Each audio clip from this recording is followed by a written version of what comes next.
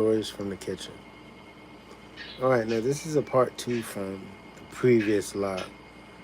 All right, now that happened on a Saturday. This is the very next day, Sunday brunch.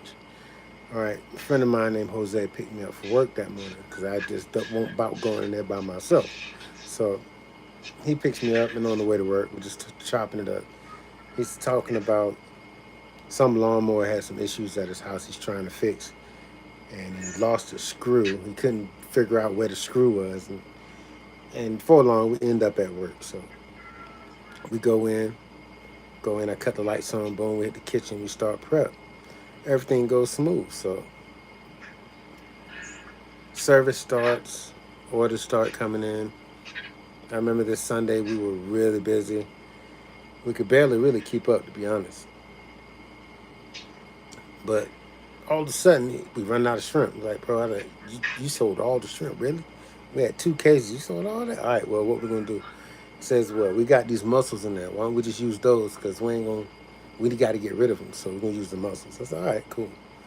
So we go pull the mussels out. I said, you knock them out. I'll finish up these omelets. So he grabs those mussels and he gets to cooking. Grabs some oil, some salt and pepper, some garlic, some mussels, toss it in the pan.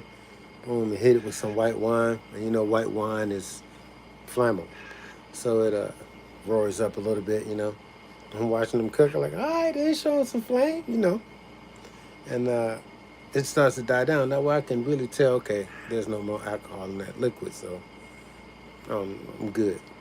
And he says, you know what? It looks at me. I said, what? He says, I think I know what I did with that screw, man. I think I left it on the porch. I said, okay, cool. Well, just go get it when you get home. And he turns back around. And the second he turns around, that stove kicked up a flame probably 2.5, 3 feet. Burns half of the beard on his left side of his face. The man pops back, hits his head on the dish rack that's above the prep table. You know where we get plates, where we put the plates together and send them out, put them in the service window. So he hits his head on that, boom. And he goes back and falls right in the floor unconscious. Man, I pulled my glasses off like this and I looked at Josh. I was like, something's not right here, bro. Something's not right. And so a few minutes later, they got an ambulance in there and they're taking him to the hospital. And they're asking us, like, what happened? I'm like, I don't know what happened. We were just cooking and maybe he didn't. Josh was like, maybe he didn't get all the alcohol out of the dish and it just blew up at him. I said, no, no, no, no, no. He got all the alcohol out. I sat there and watched it myself. But for some reason, that flame just kicked up. I don't know how. I'm not saying nothing about it, but it is what it is. But I've never seen it happen before. That was like, it got all over his face. I'm surprised he ain't got second-degree burns on his face.